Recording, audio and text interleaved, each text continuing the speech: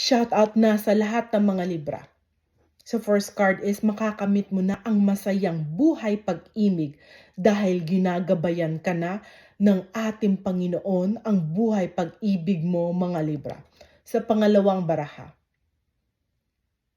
isang magsasaka may kalungkutan sa kanyang muka dahil may kulang pa sa kanyang buhay at ang kulang na ito ay hindi material.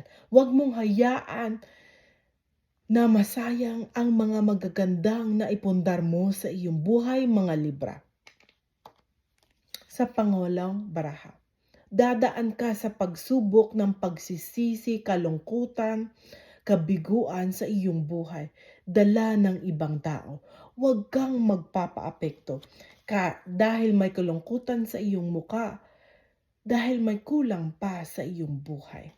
Ang kulang na ito ay bibigay ng ating Panginoong Diyos, ang masayang buhay pag-ibig. Matatapos na ang lahat ng mga pagsubok ng kalungkutan, kabiguan, pagsisisi sa iyong buhay, mga Libra.